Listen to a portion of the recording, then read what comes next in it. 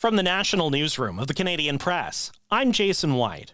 Striking Canada Post workers could be heading back to work within a matter of days. The federal labour ministers moved to end the nearly month-long work stoppage by referring the dispute to the Canada Industrial Relations Board. Stephen McKinnon says if the board determines a deal is not within reach before the end of the year, it'll send nearly 55,000 workers back onto the job and extend their current contract until May. Canada's airline executives were in the hot seat today on Parliament Hill over carry-on bag fees.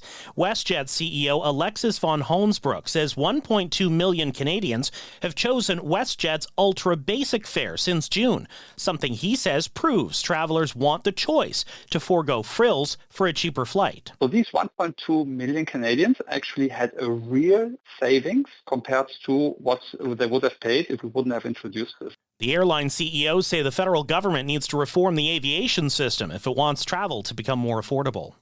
Finance Minister Chrystia Freeland says Monday's fall economic statement will make it easier for Canadian pension funds to invest in Canadian companies. Freeland says Canada's in a global fight for capital, especially amid the incoming Trump administration's America First policies. This is an administration which openly has a strategy of creating economic uncertainty outside the United States as a strategy to discourage investment anywhere other than the United States.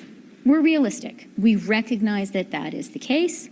The plan includes removing the cap restricting the amount of voting shares that Canadian pension plans can own in Canadian companies. 180,000 Stanley travel mugs are being recalled across Canada. Health Canada is recalling the Stanley branded switchback and trigger action mugs for a faulty lid that can shrink when exposed to heat and detach when in use. 3 people in Canada have reported it happening to them, and 1 person was injured. The recall includes 2.6 million mugs sold in the U.S. between May of 2016 and this month. Health Canada says people should stop using the products and contact Stanley for a free replacement lid. The recall does not apply to its famous handle and straw model, which has been popularized on social media. Naira Ahmed, The Canadian Press.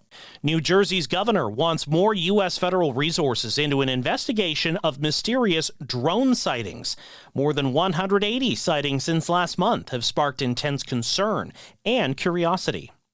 Canada's artificial intelligence pioneer, Geoffrey Hinton, will donate some of his Nobel Prize winnings from earlier this week to create a new annual award. It'll be given to teams of 2 or more researchers under the age of 40 who write a paper proposing a novel theory of how the brain works. This is the Canadian Press.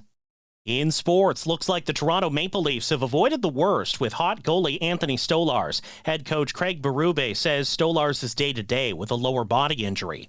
Meanwhile, the league has fined Ottawa Senators forward Josh Norris $2,000 US for a second case of diving.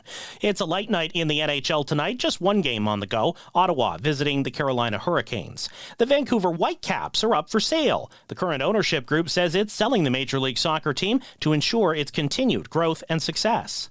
Canada's men's soccer team faced elite opposition in 2024, and coach Jesse Marsh says expect more of the same in 25, leading up to co-hosting the World Cup in 2026. Looking at the schedule, it's really daunting to think about some of the teams that we're likely to play and what that will look like, what those challenges are. Canada is currently ranked a career-high 31 in the FIFA standings.